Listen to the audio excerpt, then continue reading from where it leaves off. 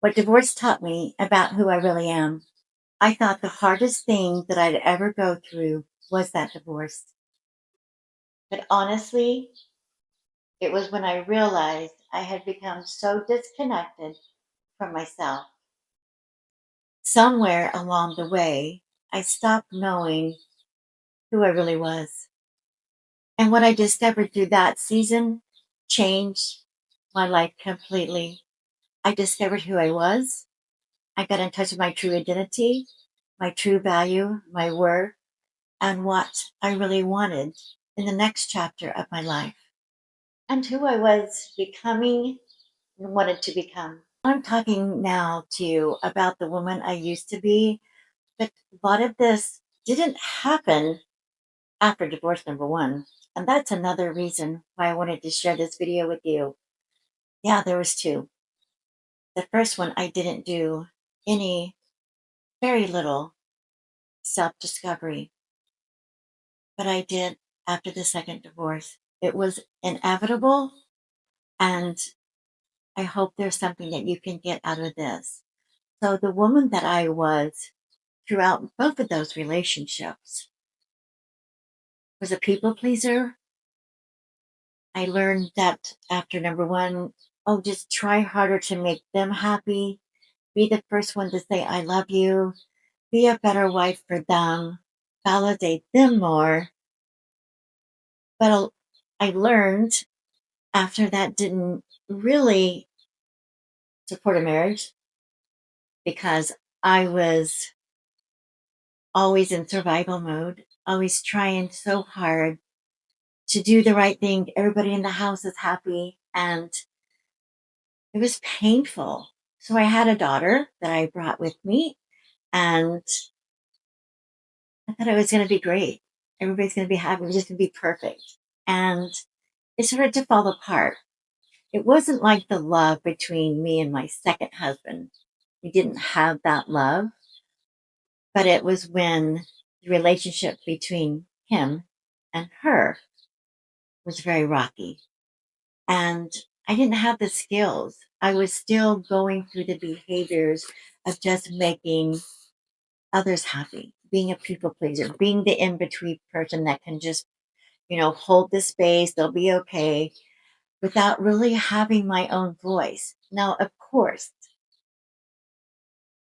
nobody was going to ask me to choose between my daughter and them. My husband did that. And so I did leave the marriage. So there was a lot to unpack after that marriage. But I was through the process of my unpacking after I left the marriage was also about the first marriage too, because I never took time to really get to know what I wanted and why I was showing up trying to just be validated by another, showing up trying to be chosen when I didn't choose myself. There was a major identity collapse. My identity wasn't just my job title. It wasn't just being a mom. It wasn't just being a wife. And so I was taking on those roles, but I wasn't taking on the role of a high vibrational woman, of a woman that knows her worth, of a woman that has value and gifts and has a voice to be heard and wants to be heard and deserves to be heard. So over the time that I spent with myself, I had a spiritual awakening, which was quite wonderful. But that happened, I believe, is because I took time to get to know the identity that I was showing up in both those marriages. Who was that woman that was being the wife, and how did I handle situation, and how did I react, and what did I have to offer and to express and have boundaries on, and what I wanted to co-create together. No, I just took on the role that they kind of not probably knowingly, but put me in from their belief systems or what they had learned. And it did no service to us. And it will do no service to you. when you're only showing up in a role that is predetermined by another. So over time, I was able to get clear on the identity of the woman that I am, who I was becoming, and what I wanted. Sometimes we don't know what we want until we know what we don't want, but that's a launching pad, right? And so it's a beautiful process to go through. So I have become a women's life coach for 15 years now. And I have remarried and been married for many, many years now. And I've taken what I developed into what I call the identity reset framework that applies for women going through a divorce to extract all the roles that she played, why she played them, how they served her, and how they didn't. And even a really major part of that is the invisible operating system that we carry along with us that um, speaks like that self talk or the beliefs that we have about what relationships are supposed to be or what a woman's supposed to be and do or the man or in a job, what kind of job we can have, what we're worth having.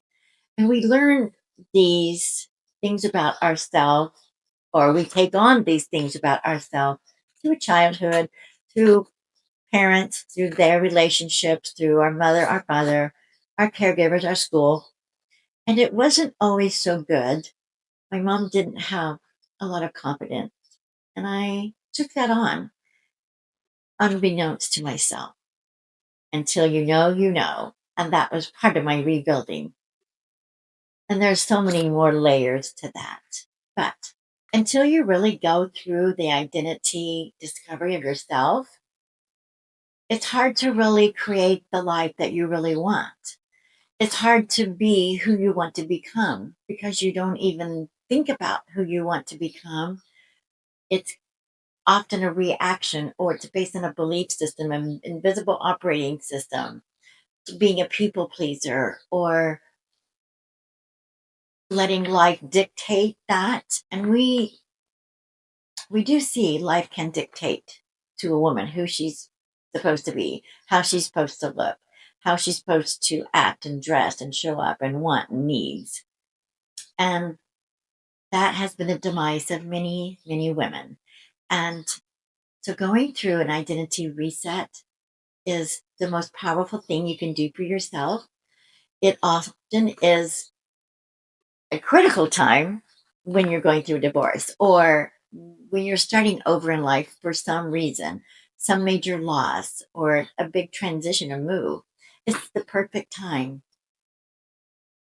because if you feel like you've lost yourself and you don't know who you are, that's a clear indicator that an identity crisis is at hand. But an identity rebuild is absolutely possible at any time and at any age. It just happened to be for me that I got it after my second divorce. I don't want you to have to go through it again. If you're showing up listening because you're going through that, I want you to take this time for yourself. There will be someone else for you. But first of all, you need to be that someone for yourself, to choose you. It's not about just finding a better man, it's about becoming more who you're meant to be.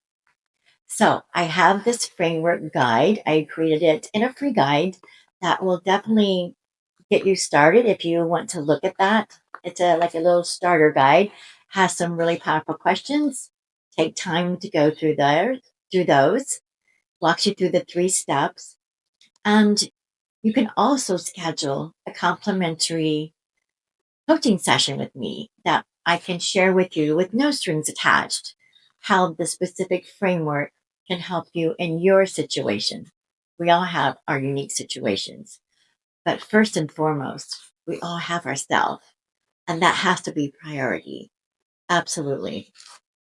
And I also like to help guide women through their feminine, I don't know, power. I call it the feminine genius. I don't, it's this part of yourself that as women out in the world today, even high achieving women like you, like me, that have done a lot. We've accomplished a lot. It's not like we're failures. It's just we've lost sight of ourselves and we're not always tapped into our true potential. And that's the feminine, powerful side, not passive side. So that's something I'd like to share with you too if you want to have a consultation.